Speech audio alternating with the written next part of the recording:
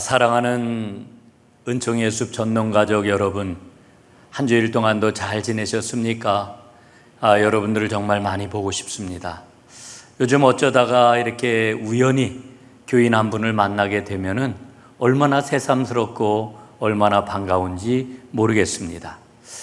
여러분, 오늘 우리가 예배를 드리고 있는 이 순간 10호 태풍이 또 우리나라를 향해서 올라오고 있답니다.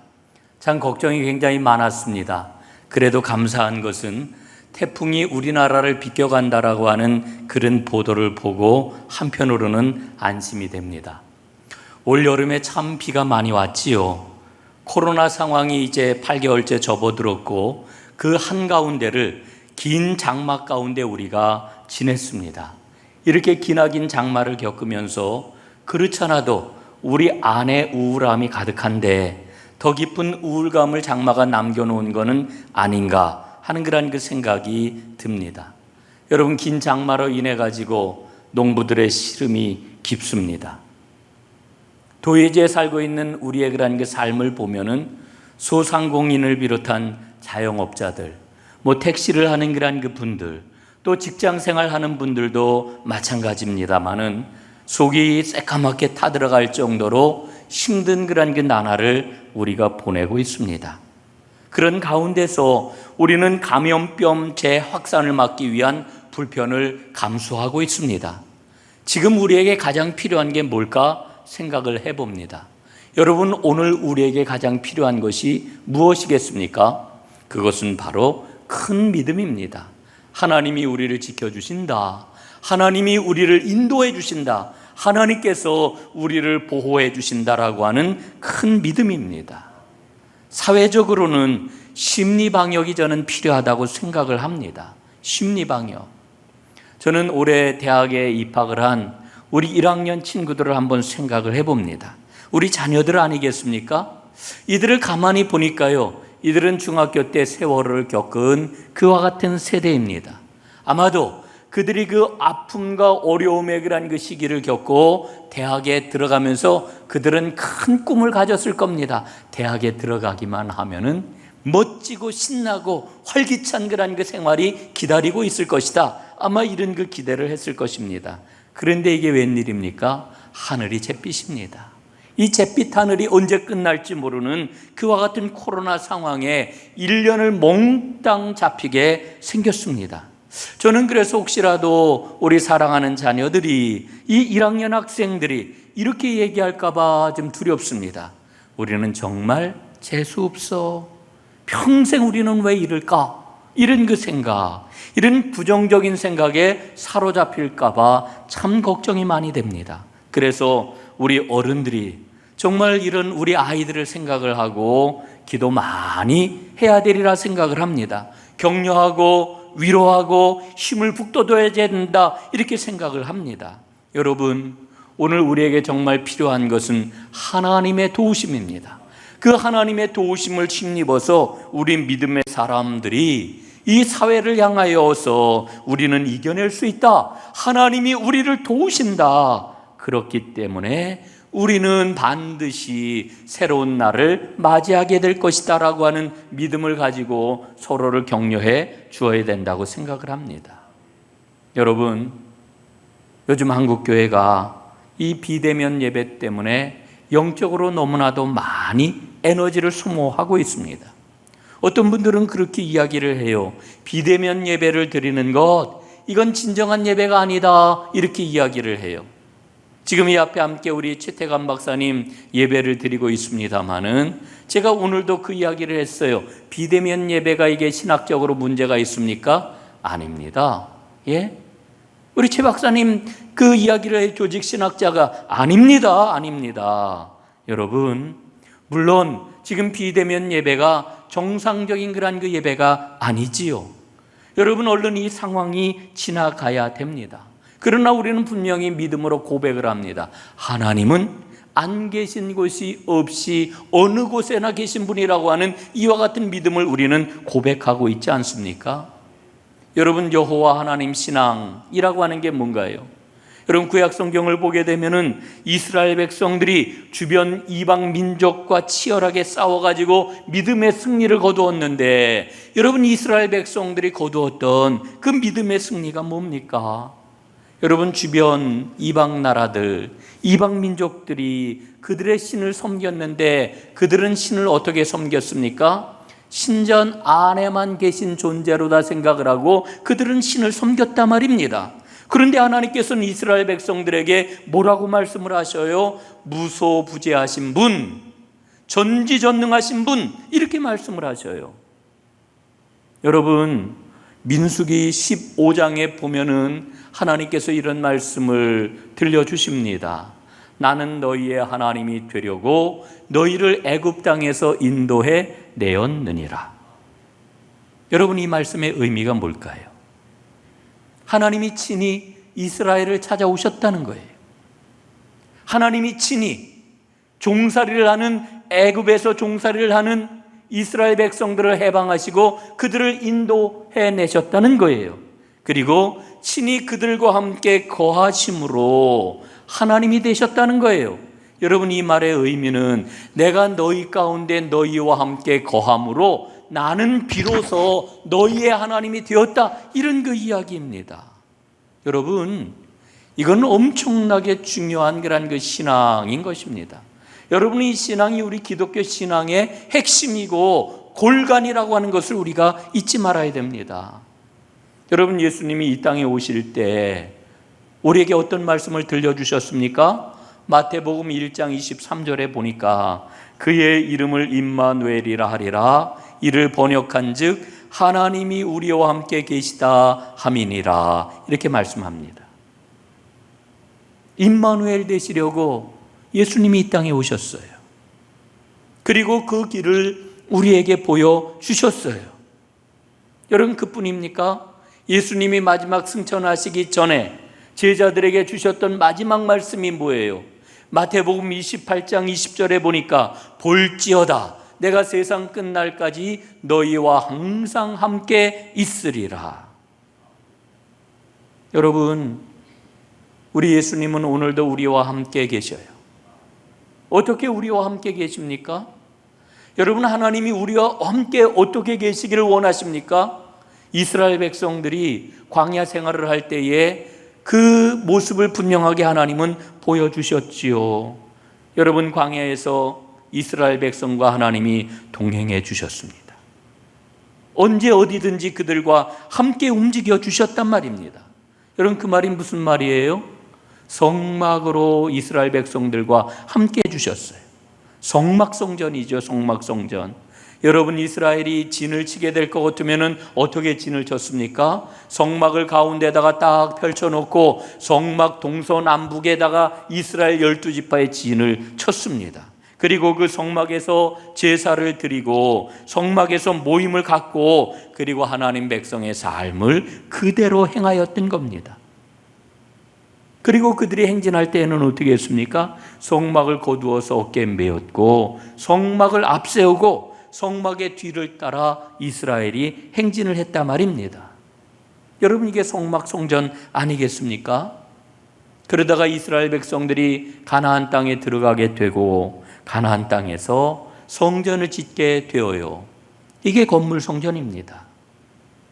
성전을 짓고 성전에서 제사를 드리지 않습니까? 말씀을 듣고 말씀의 귀를 기울여 말씀을 배우지 않았습니까? 성전에서 하나님 앞에 기도를 드리지 않았습니까? 그런데 여러분 솔로몬이 건물 성전을 짓고 하나님 앞에 봉헌을 할 때 참 이상한 기도를 해요. 어떤 기도를 합니까? 열왕기상 8장 27절에 보니까 하늘들의 하늘이라도 주를 용납하지 못하겠거든 하물며 내가 건축한 이 성전이오리이까. 여러분 이 말씀의 의미가 뭐예요? 하나님을 성전 안에만 모셔둘 수 없다는 거예요. 감히 어떻게 하나님을 이 성전 안에만 모셔둘 수가 있겠습니까? 이런 그 고백인 거예요. 여러분 솔로몬은 분명히 알고 있었어요. 하나님은 성전 안에만 계신 분이 아니다. 그런데 여러분 이스라엘 역사가 흐르면서 이스라엘 백성들은 하나님을 성전 안에만 계신 분으로 착각을 했습니다. 하나님을 그렇게 대우했습니다. 지난주에도 말씀을 드렸죠. 이스라엘 백성들은 우리가 성전 예배만 잘 드리면 된다. 그럼 하나님 잘 섬기는 것이다. 우리는 성전에서 하나님께 제사를 잘 드렸으니까 하나님, 내 생활은 노타치 건들지 마세요. 우리는 알아서 삽니다. 이랬단 말이지요. 여러분, 이런 신앙이 이스라엘의 멸망을 가져온 것 아니겠습니까? 건물 성전에 의지했던 이스라엘의 신앙은 실패하고 말았습니다. 여러분, 그래서 하나님께서 우리에게 가져오신 것이 바로 몸 성전입니다. 몸 성전. 고린도전서 3장 16절 말씀을 한번 보세요. 이 말씀 여러분 한번 마음에 잘 새기시기를 바랍니다. 너희는 너희가 하나님의 성전인 것과 하나님의 성령이 너희 안에 계시는 것을 알지 못하느냐. 여러분, 우리 안에 성령님이 계셔요. 그래서 우리가 성전이 되었어요. 여러분, 우리는 어디를 가든지 성전이에요. 어느 곳을 가든지 성전이에요. 움직이는 성전이라 말입니다. 여러분, 우리에게 성령을 주심으로 우리 주님께서 약속하셨던 세상 끝날까지 내가 너희와 항상 함께 있으리라 하신 약속의 말씀을 주님께서 이루어 주셨습니다. 여러분, 하나님은 하나님의 백성들이 있는 곳 어디에나 계신 분이십니다. 사람들이 당하는 고통, 특별히 하나님의 백성들이 당하는 고통과 시련 가운데 찾아오시는 분 하나님이십니다. 우리가 여러분 하나님께 예배를 드리는 것은 하나님을 높이고 경배하는 거잖아요. 그 하나님을 만나는 거잖아요. 우리가 그 하나님을 만나게 될 때 하나님은 우리에게 능력을 주십니다. 성령을 통하여서 사랑하는 삶을 살아가라고 우리에게 능력을 주신단 말입니다. 여러분, 그래서 예배는 사랑의 삶을 담아야 돼요. 여러분, 예배의 결론은 언제나 사랑의 삶이어야 돼요. 여러분, 만약에 이러한 예배를 드리지 못한다라고 하면은 그것은 진정한 예배가 될 수가 없는 거지요. 코로나 상황을 통해 가지고 한국 교회의 민낯이 드러난다, 이렇게 이야기를 해요. 정말 그래요. 코로나 상황을 통해 가지고 우리의 예배가 하나님이 기뻐하시는 사랑의 삶이 있는 예배인가를 우리는 다시 한번 돌아보게 되지 않습니까? 여러분, 저는 엊그제 김기성 목사님의 글을 읽다가 로드니 스타크라고 하는 사람이 쓴 기독교 발흥이라고 하는 책을 알게 되었습니다. 거기에 보면은요, 기독교가 초기에 얼마나 큰 박해를 받았습니까? 그 박해 가운데서도 우리 그 기독교가 성장한 그 이유가 굉장히 상세하게 나와 있습니다. 로마 제국 내에 큰 역병, 전염병이 퍼지게 되었습니다. 그때가 서기 165년경인데요. 15년 이상 이 전염병이 계속 되었다고 그래요. 천연두였는데요. 이 전염병으로 인해 가지고 로마 제국 내의 약 4분의 1, 혹자는 이야기하기를 3분의 1 되는 그 인구가 그만 죽음에 이르게 되었다고 그래요. 그러니 얼마나 어마어마한 그 전염병이었습니까? 예? 그리고 서기 215년이 되어가지고 또다시 홍역으로 추정되는 전염병이 돌았는데요. 이 일로 인해 가지고 로마 제국의 토대가 흔들흔들 했다는 거지요. 이때 이방 종교들은 전염병 앞에 무력했습니다. 모두 다 죽어 나갔습니다. 기독교인이라고 달랐을까요? 기독교인들 역시 마찬가지였습니다. 다르지 않았습니다. 그런데 기독교인들은 그 죽음 가운데서 사랑을 실천했다라고 하는 거지요. 병자들 곁에서 그들을 돌보았고 죽은 사람들의 시신을 수습해가지고 장례를 치루어 주었답니다. 여러분, 서기 313년 이전에는 예배당 건물 없었어요. 지상에 예배당 건물이 없었습니다. 가정교회 내지는 지하교회가 초대교회의 상황이에요. 건물 예배당이 없었어요. 그런데 이 교회 공동체를 중심으로 이 전염병 상황에서 그리스도의 사랑을 우리가 전하자 선행을 격려했다는 거예요. 이런 모습을 보고 예수님을 알지 못하는 이방 교도들이 깊은 인상을 받게 되었고, 로마 제국 내 인구가 3분의 1까지 줄어드는 상황 속에서도 기독교인들의 수가 급격하게 늘어나는 결과를 가져왔다라고 하는 거지. 여러분, 오늘 저는 저 자신에게 심각하게 질문을 던집니다. 너는 예수를 믿느냐? 내 안에 예수의 생명이 있느냐? 너는 예수의 부활의 능력을 믿느냐? 너는 내가 맡겨준 목사의 직임을 지금 제대로 감당하고 있느냐? 사랑하는 여러분, 교회가 지금 세상에 희망의 불빛을 제대로 비추고 있습니까? 다른 교회 이야기할 거 없습니다. 다른 교인 말할 것도 없습니다. 다른 목사에 대해서는 더더욱 이야기할 거 없습니다. 오늘 내가, 오늘 우리가, 오늘 우리 은총의 숲 전농교회가 생명과 희망의 불빛을 높이 들고 있느냐, 주님 묻고 계신 거지요. 어떻게 보면 너무나 작아 보여요. 그러나 그 불빛을 통해 가지고 그리스도의 살아있는 그 진정한 생명을 환히 타오르게 하고 있는지 주님은 묻고 계신 겁니다. 사랑하는 여러분, 오늘 우리의 기도가 주여 주님의 생명의 불빛을 높이 들 수 있도록 저희를 도와주십시오 라고 하는 이와 같은 기도가 될 수 있기를 간절히 소원합니다. 여러분, 오늘 시편 91편을 한번 보세요. 이 시편 91편을 놓고 어떤 주석가는 이렇게 이야기를 합니다. 간절한 탄원의 기도문이다. 탄원의 기도문이다. 그런데 어떤 주석가는 이렇게 이야기를 해요. 엄밀히 말해서 91편은 기도문이 아니다. 왜냐하면 하나님께 직접 아뢰는 말이 없기 때문이다. 시편 91편은 감당하지 못할 어려움을 만난 한 사람이 제사장의 권고를 따라서 하나님에 대한 신뢰의 고백을 하고 있는 노래다, 이렇게 이야기를 해요. 저는 후자의 그러한 그 주석을 읽고 마음에 와 닿았습니다. 저는 오늘 이 말씀을 그렇게 읽으려고 합니다. 하나님에 대한 신뢰를 고백해라. 제사장이 어려움과 환난을 만난 사람에게 이야기를 했다는 거예요. 그리고 이렇게 고백을 해라, 고백문을 주었다는 거예요.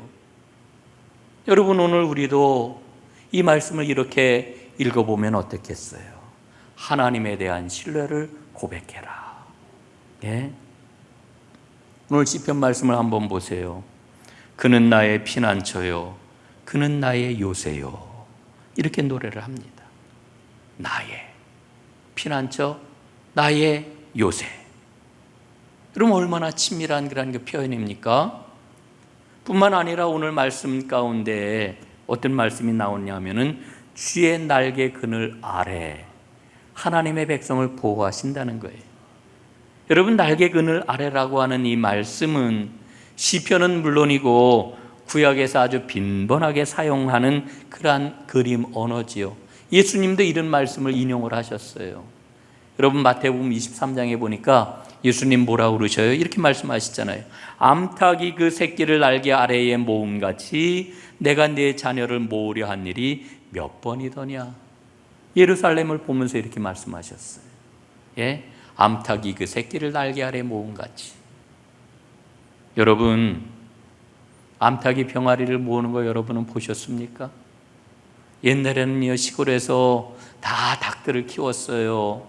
예? 닭을 키우는데 무슨 닭장 안에 가두어 놓고 키우는 게 아니라 그냥 막 방목을 했지요.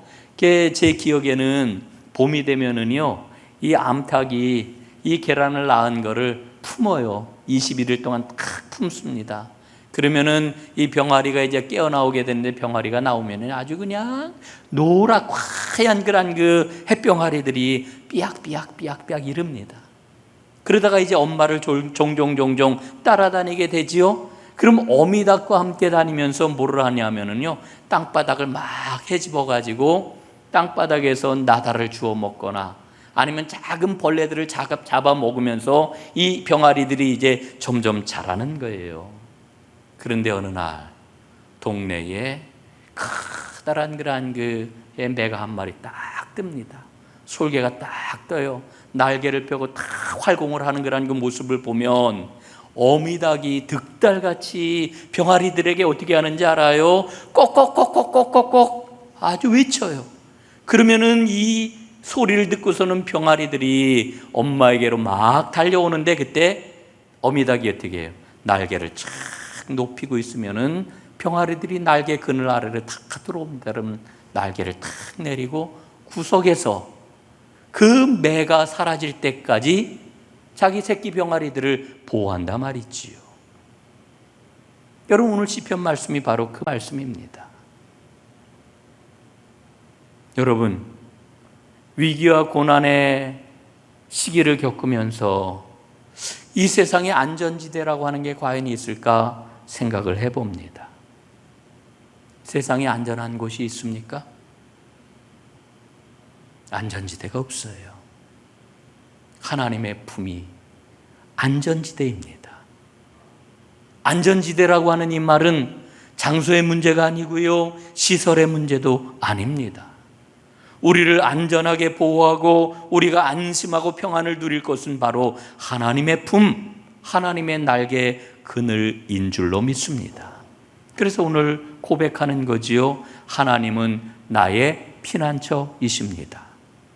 여러분, 하나님을 거처로 삼고 하나님께 피한 사람은 안전하게 건지심을 받습니다.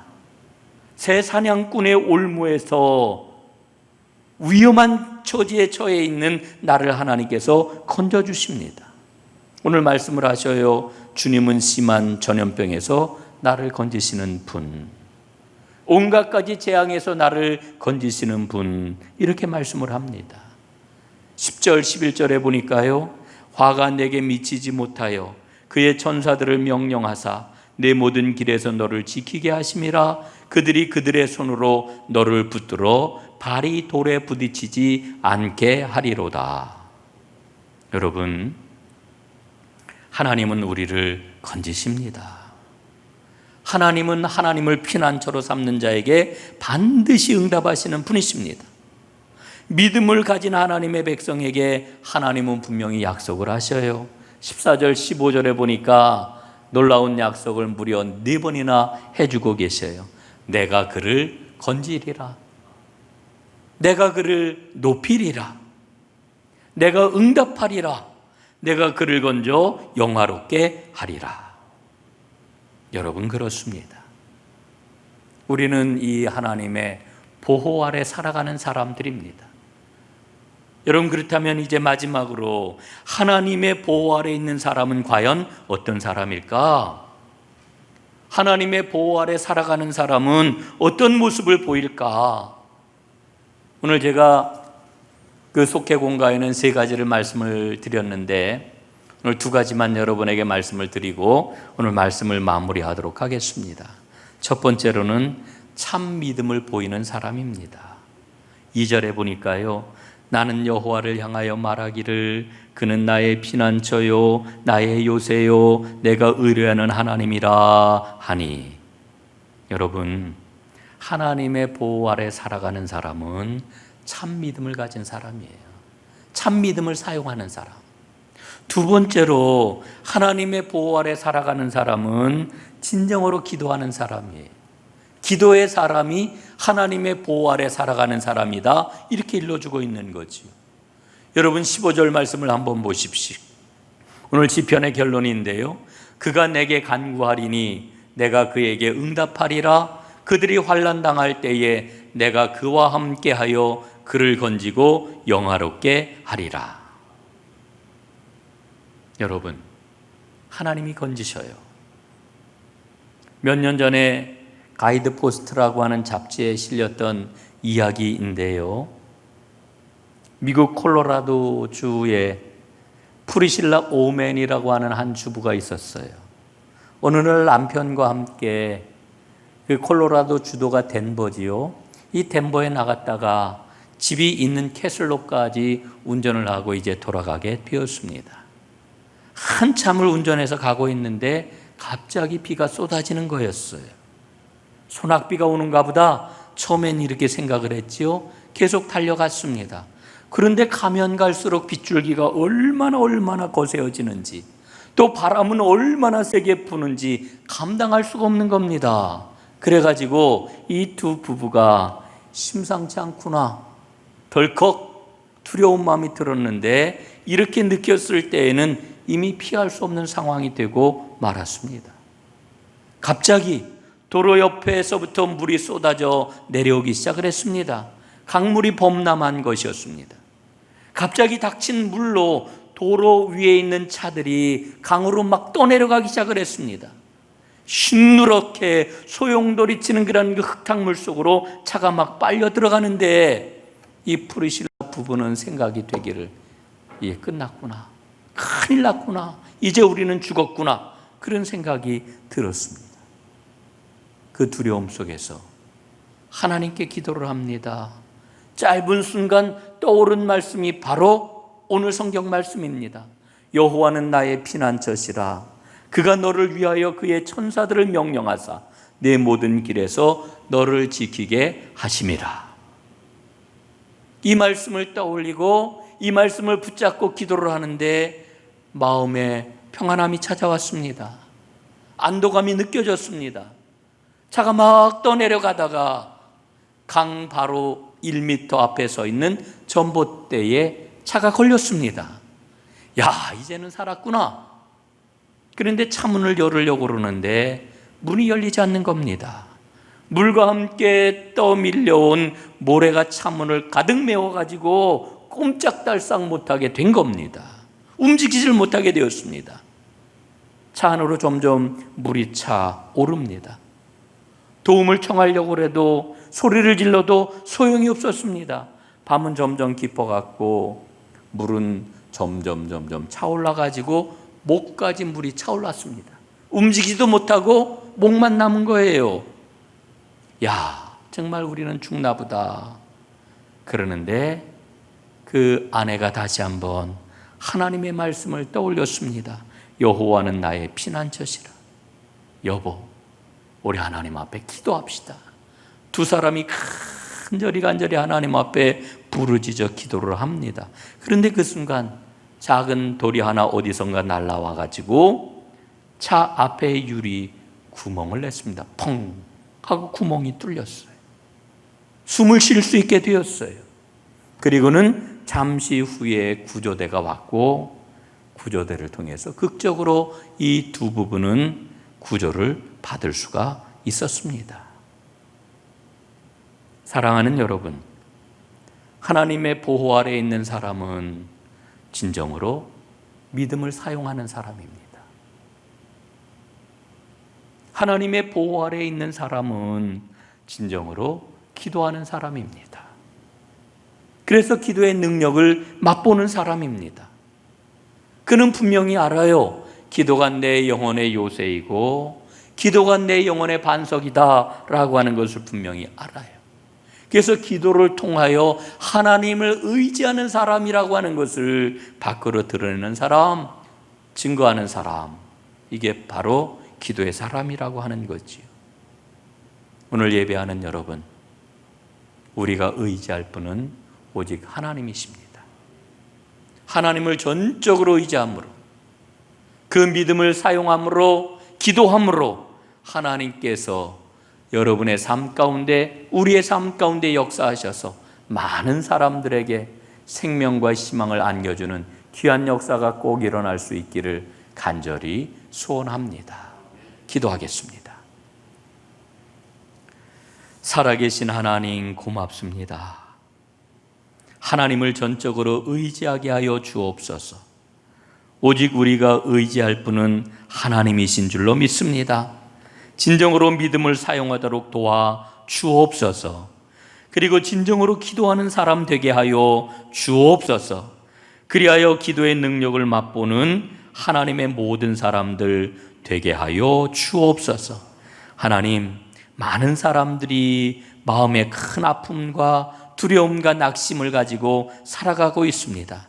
주여, 우리가 온전히 주님과의 관계를 회복함으로 하나님, 세상을 향하여 하나님의 생명과 희망을 전하기에 부족함이 없도록 은혜와 복을 저희에게 허락해 주옵소서. 예수님 이름으로 기도드리옵나이다. 아멘.